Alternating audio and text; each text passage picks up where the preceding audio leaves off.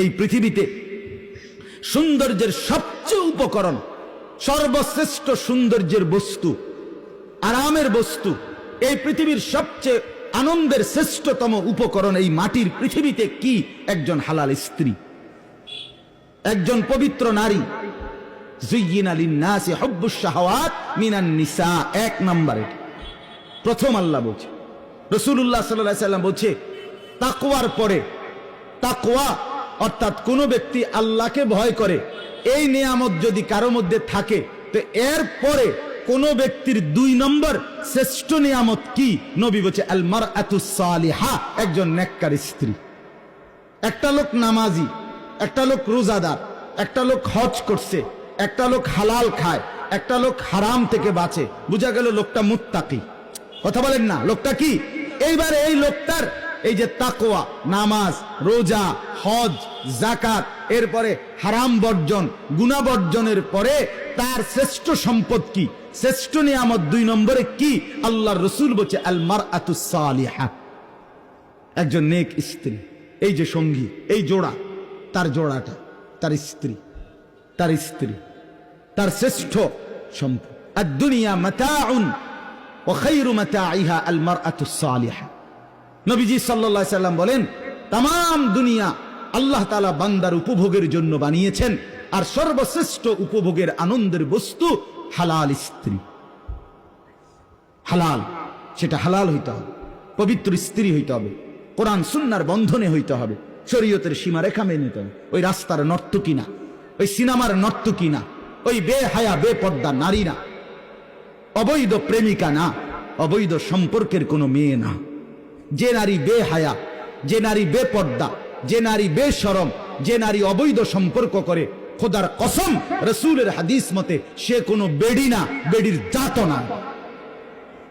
বেহায়া নারী এটা কোনো বেডিও না, বেডির জাতও না। এটা প্লাস্টিক অথবা ইলাস্টিক অথবা বালতি অথবা লোডা অথবা বদনা। হ্যাঁ, রাসূল বলছেন আল মারআতু আওরা, নারী বলে কাকে? নবী বলছে এক শব্দ, নারী বলে কাকে? পাউডার মাখে যে, নাকি ফেয়ার এন্ড লাভলি ডলে যে, রাস্তা রাস্তায় টোটো করে হাঁটে যে, না। রাসূল বলছে আওরাতুন, নারী বলে তাকে ঢেকে থাকে যে, নারী বলে তাকে আড়ালে থাকে যে, নারী বলে তাকে গোপন থাকে যে, নারী বলে তাকে লুকিয়ে থাকে যে। খোদার কসম এটাই বলে নারী। অতএব বেপর্দা নারী নারী না, বেহায়া নারী নারী না, বেশরম নারী নারী না। বলে তো হেবুডি গীতা, হেবুডি ডাক্তার দেখ, হেবুডি গীতা আমার কি দরকার? কথা বোঝেন নাই? নবী বলছে আমনে কোনো বেডি না। বলে তো আমি কিতা, তো আমনে না ডাক্তার দেবেন, আমনে কিতা, আমনে ডাক্তারের তো খবর লন। এই জন্য আল্লাহ তাআলা এটা নিয়ামত দিয়েছেন। রাসূলুল্লাহ সাল্লাল্লাহু আলাইহি সাল্লাম বলছেন হাদিসের মধ্যে আছে, নবীজি বলছে আরবাউন মিনাস সাআদা, এটা দারুণ হাদিস শুনেন। নবীজি বলছে 4টি জিনিস কোন মানুষের দুনিয়ার জীবনে সৌভাগ্য, 4টা জিনিস যদি থাকে কারো। 1 নাম্বার আল মারআতুস সালিহা, একজন নেককার স্ত্রী।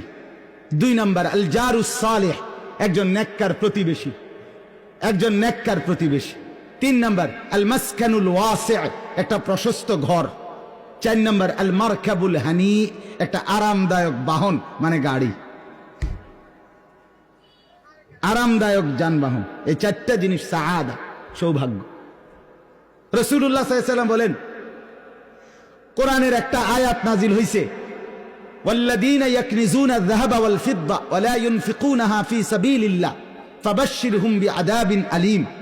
আল্লাহ বলে যাদেরকে আল্লাহ স্বর্ণ রৌপ্য অগাধ সম্পদ দিয়েছে কিন্তু সেগুলো আল্লাহর রাস্তায় খরচ করে নাই, সে তার জন্য ওই সম্পত্তি স্বর্ণ রৌপ্যর কারণে যেগুলো আল্লাহর রাস্তায় খরচ করে নাই তাদের জন্য আল্লাহর পাক বলেন ফাবাশশিরহুম বিআযাবিন আলীম, হে নবী তাদেরকে আপনি ভীষণ আযাবের সংবাদ জানান, মর্মান্তিক জাহান্নামের আযাবের কথা বলেন। তো সাহাবীরা জিজ্ঞেস, হাদিসে আমরা পড়ছি এই আয়াত যখন নাযিল হইছে তখন নবীজি সফরে, মানে কোন জায়গার মধ্যে যাইতেছিলেন, তো যানবাহনের মধ্যে, অর্থাৎ হয় ঘোড়ার পিঠে, নয় উটের পিঠে, নয় গাধার পিঠে, সাথে কিছু সাহাবী আছে। এই সময় এই আয়াতটা নাযিল হইছে। তো এক সাহাবী বলতেছে, ইয়া রাসূলুল্লাহ, এই আয়াত দ্বারা তো বোঝা গেল ধন সম্পদ জমানো এটা খুব বেশি কোনো সুখের বিষয় না। কারণ ঠিক মতো যদি আল্লাহর রাস্তা খরচ না করি তাহলে ফিডা তো কোনো মাটি ছুটতো না। ফাবাশশিরহুম বিআযাবিন আলীম বলছে আল্লাহ। অতএব আপনি যদি বলে দিতেন কোন জিনিস অর্জন করার মতো শ্রেষ্ঠ সম্পদ কি, নবীজি বলছেন 3টা জিনিস। কয়টা জিনিস বলেন না? কয়টা জিনিস? 1 নাম্বার লিসানুন যাকির, যেই জবান সর্বদা আল্লাহর জিকির করে এমন একটা জিহ্বা পাওয়া শ্রেষ্ঠ সম্পদ। 2 কলবুন শাকির, যে অন্তর সর্বদা আল্লাহর ফয়সালার উপরে শুকর করে, কৃতজ্ঞ থাকে, যে অবস্থায় আল্লাহ রাখছে শুকর, এরকম একটা দিল যার, এটা শ্রেষ্ঠ সম্পদ। 3 নাম্বার ওয়া যাওজাতুম মুমিনা, একজন নেককার ইমানদার স্ত্রী যার আছে, এটা শ্রেষ্ঠ সম্পদ। তুঈনুহু আলা ঈমানিহি আই দীনিহি, রাসূল বলছে যে স্ত্রী এমন নেককার যে তার স্বামীকে দ্বীনের কাজে সাহায্য করে, স্বামীকে সাজিয়ে দেয় দ্বীনের জন্য, স্বামীকে গুছায়া দেয়, উৎসাহিত করে দেয় দ্বীনের কাছে। হ্যাঁ, হযরত মাওলানা মুফতি আরিফ বিন হাবিব, বাংলাদেশের বর্তমান সময়ের উজ্জ্বল নক্ষত্র, বাংলাদেশের এক শ্রেষ্ঠ হাদিস বিশারদ, আলেমে দ্বীন, বর্তমান সময়ের সারা জাগানো একজন আলেম। ওনার একটা বই বাইরিছে, মিম্বরের আমানত, বইটির নাম 3 খণ্ডে। এটার প্রথম খণ্ডে এই হাদিসটি সব আছে। আমি এই গত 3-4 দিন ধরে ফোর্সি বইয়ে গাড়ি এডি এখন আপনার শুনেন। একজন নেককার স্ত্রী। তাহলে ওয়ামিন কুল্লি শাইইন খালাকনা যাওজাইনি, আল্লাহ বলেন আমি সব সৃষ্টি বানিয়েছি, সবকিছু জোড়ায় জোড়ায় জোড়ায় জোড়ায়। তাহলে আমরা পুরুষ, আমাদের স্ত্রী আমাদের শ্রেষ্ঠ সম্পদ, আমাদের শ্রেষ্ঠ সম্পদ, আল্লাহর কুদরত, আল্লাহর দয়া। অতএব স্বামী আর স্ত্রী মিলে নেককার হওয়া, এটা আমাদের জীবনের বড় অর্জন। আসমান আমাদের মাথার উপরে, এটা দেখে আল্লাহকে চিনা। জমিন আমার পায়ের নিচে, এটা দেখে আল্লাহকে চিনা। আমার স্ত্রীকে আল্লাহর নেয়ামত, এটা দেখে আল্লাহকে চিনা।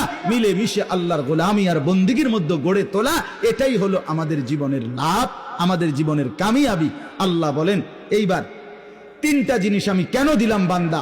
মাথার উপরে আসমান কেন দিলাম? পায়ের নিচে জমিন কেন দিলাম? তোমাদের জন্য, তোমাদের জোড়া স্ত্রী তোমাদের জন্য কেন বানাইলাম? লাআল্লাকুম তাদাক্কারুন, যেন তোমরা সকলেই উপদেশ গ্রহণ করতে পারো, নসিহত গ্রহণ করতে পারো, আমার গোলামি করতে পারো, আমাকে চিনতে পারো। এত বড় নেয়ামত যিনি দিয়েছেন, আমি তার ইবাদত করব না তো কার করব? মানুষ এত অকৃতজ্ঞ কেমনে হয় বাপ?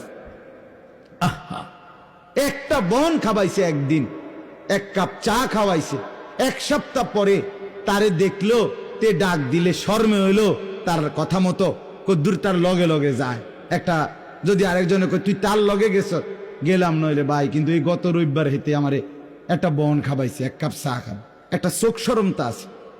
একটা বন আর কিটা, কিন্তু এরপরও তো বন। তো তাহলে একটা বনের জন্য, 1 কাপ চা খাওয়ানোর জন্য আপনি এই লোকটার কৃতজ্ঞতা আদায় করলেন। এত বড় আসমান, এত বড় জমিন, এত পবিত্র সহধর্মিনী স্ত্রী আল্লাহ তাআলা দান করার পরেও আপনি আমি যদি আল্লাহর শুকর আদায় না করি, আল্লাহর গোলামি আদায় না করি, আল্লাহর বন্দিগি না করি, আমার চাইতে অকৃতজ্ঞ, আমার চাইতে গাদ্দার, আমার মতো নাফরমান, আমার মতো জন্তু জানোয়ার আর কে হইতে? সর্বশেষ কথা হইল, আল্লাহ তাআলা বলেন অতএব বান্দা যদি এটা বুঝে থাকো যে আসমান আমি বানিয়েছি, জমিন আমি বানিয়েছি, বিছিয়েছি, তোমাদের জন্য তোমাদের জোড়া আমি বানিয়েছি, তাহলে উপদেশ যদি নিয়ে থাকো, ফাফিরু ইলাল্লাহ, তোমরা সবাই শয়তানের কুমন্ত্রণা, নফসের ধোঁকা, নিজেদের নাফরমানির রাস্তা ছেড়ে, তওবা করে, গুনাহ ছেড়ে, ফাফিরু, দৌড়াইয়া ছুটে আমি আল্লাহর দিকে ফিরে আসো। ফাফিরু ইলাল্লাহ, খুব দ্রুত আসো।